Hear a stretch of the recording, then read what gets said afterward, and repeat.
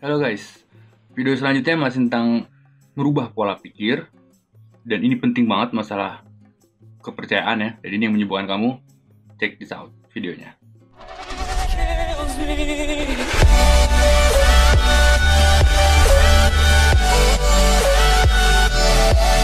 Oke guys, sekarang ngomongin percaya. Percayanya agak sulit ya, apalagi bagi orang-orang skeptis yang semuanya harus pakai otak. Makanya saya bilang di video sebelumnya, jangan pakai otak kamu karena otak kamu udah korup. Jadi bagi kamu yang masih pakai otak, cobalah jangan pakai otak ya. Ini nyembuhin anxiety. Ini anxiety adalah penyakit jiwa. Jadi disembuhkan oleh jiwa kamu, bukan pakai logika kamu. Kalau kamu mikir ini kenapa, kamu mikir unsur-unsur kimia itu biar urusan psikiater, bukan urusan kamu. Udah, yang penting kita mah survive aja gitu ya. Saya ngomong soal kepercayaan. Waktu itu ada militer perang. Jadi dia ikutan perang di Vietnam, berarti tahun 90-an ya, 90-an. Ikut perang di Vietnam, dia veteran perang, dia tinggal di Amerika. Nggak lama kemudian dia kena kanker sama istrinya berdua. Istrinya ke dokter istrinya berdua, terus ngecek tuh kanker kenapa, dan ternyata hasilnya tambah parah, dan dia makin bete. Oke, dia ke dokter, dia hasilnya tambah parah, dia makin bete. Besoknya dia coba hidup sehat, minum obat teratur. Akhirnya dia ke dokter tersebut lagi, terus ngecek lagi, dan hasilnya parah, dan dia makin down. Si cowok itu, si mantan perwira perang itu makin down. Dan akhirnya suatu saat istrinya ngasih dia semangat, karena dia ingat suami gue kok drop banget. Istrinya dia ngasih dia semangat. Istrinya ngasih dia ini cara sembuhan dengan yoga, cara sembuhan dengan qigong, cara kesembuhan dengan neuropati, saraf simpatis dan parasimpatis segala macam. Dan dia pelajarin itu semua. Dia bahkan belajar pernapasan. Tiap pagi dia punya satu rutinitas yang dia lakuin sama si perwira itu. Dan suatu saat timbul lagi suatu proses di mana dia harus ngecek keadaan kansernya. Dia ke dokter yang sama. Namun kali itu berubah. Istrinya yang masuk. Dia disuruh tunggu di luar.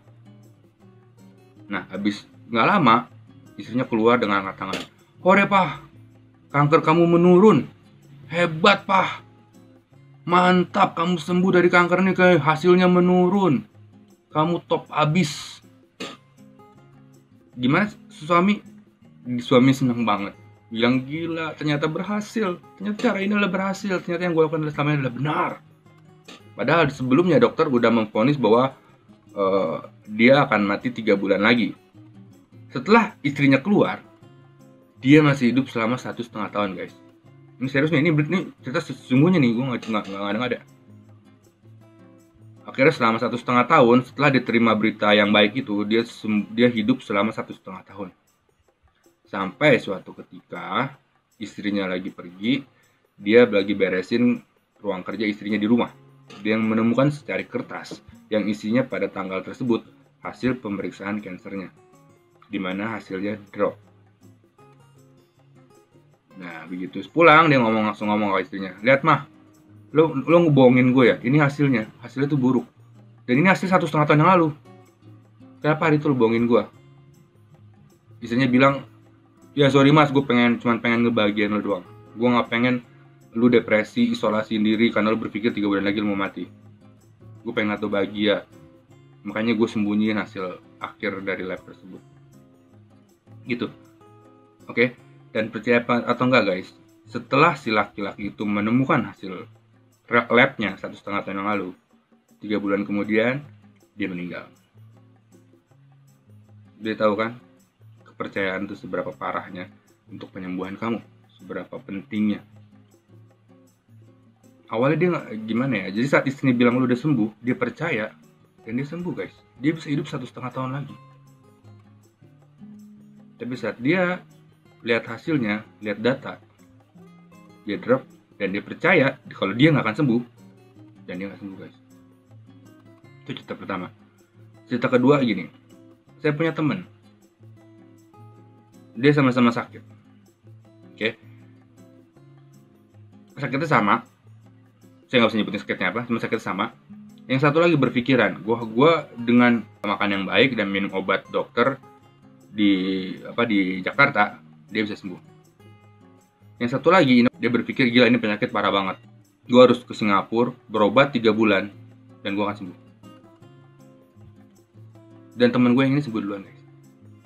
Dia cuma ke dokter umum, dia pakai BPJS dan dia sembuh. Dan percaya atau enggak, yang satu ini, dia nggak sembuh. Dia nggak sembuh, dia masih sakit hal yang sama.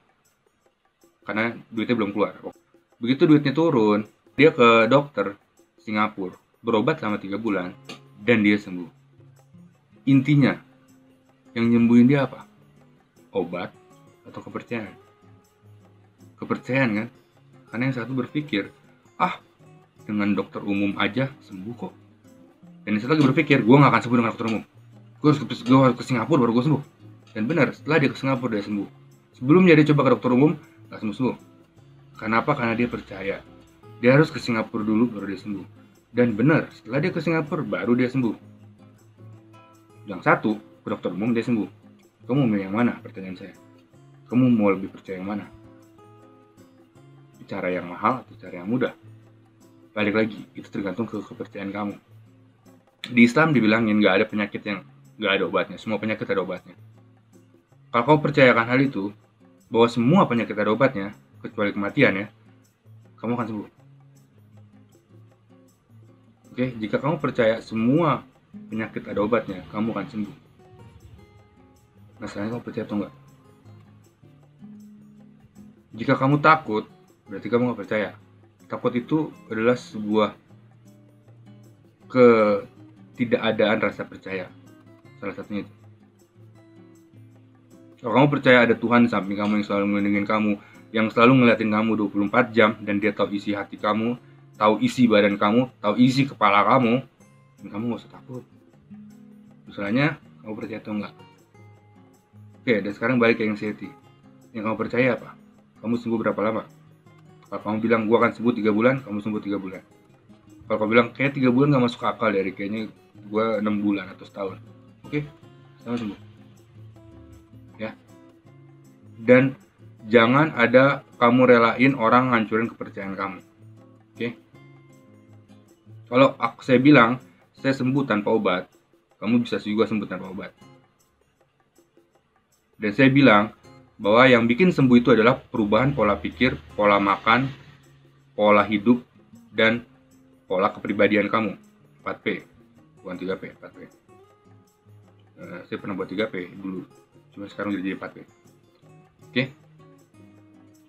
Dan kalau kamu percaya itu, kamu sembuh. Tapi kalau kamu percaya, gue mesti ke sana, ke Singapura, berobat ke Singapura, gue mesti ke psikiater, gue mesti habis dari psikiater gue mesti hipnoterapi, habis dari hipnoterapi gue mesti musik terapi, habis musik terapi gue mesti yoga segala macam, baru sembuh.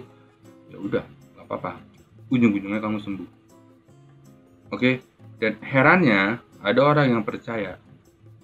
Ini ada di grup saya nih. 2015 ya. Saya lupa namanya. Kalau saya ingat saya cariin, saya kasih di sini itunya, postingannya dia. Itu orang percaya banget guys, kalau dengan minum air putih saja, air putih bisa nyembuhin lambung. Dan dia minum air putih itu dia sembuh guys. Is it magic? I don't know, tapi dia percaya dan dia sembuh. Jadi sekali lagi saya tanya, yang sembuhin itu apa? Obat atau kepercayaan? Kepercayaan yang sembuhin. Oke, kepercayaan yang menyembuhkan, bukan obat. Tapi kalau kamu minum obat, kamu jadi lebih percaya kamu akan sembuh. Ya kan? Masalahnya gimana jika obat itu cuma seisi sama tablet gula atau tablet kosong, hanya kapsul kosong? Sembuh nggak?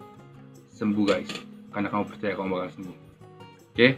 Semoga kamu bisa berpikir lagi lebih dalam. Semoga jangan stres. Jangan stres, jangan stres. Oke? See you in next video. Bye. Oke, bagi yang udah tahu ya, jadi intinya kamu harus melakukan leap of faith. Ya. Seperti saya dan teman-teman saya sesama Assassin's Creed ya, mereka sudah melakukan leap of faith di mana saat harus percaya, ini bisa, dan walaupun otak kamu bilang jangan, nggak bisa, dan kamu melakukan lompatan kepercayaan atau leap of faith. Itu yang mesti kamu lakukan. Do the leap of faith. Oke? bodo amat, cuek aja, percaya, lompat. Walaupun otak kamu bilang jangan, walaupun otak kamu bilang bahaya, walaupun otak kamu bilang ini gue kenapa-kenapa, percaya deh, lo gak kenapa-napa. Penyakit ini gak bahaya seperti yang kamu pikirkan, dan kamu akan sembuh seperti kita. Oke? See you next time in the next video. Jangan lupa subscribe dan nyalain loncengnya. Anyway, komen ya. Jadi saya bisa tahu kamu udah nyampe mana, atau masih di mana, atau masih ada masalah apa. Cek video saya dari step 1 sampai step sekian. Guys, bye.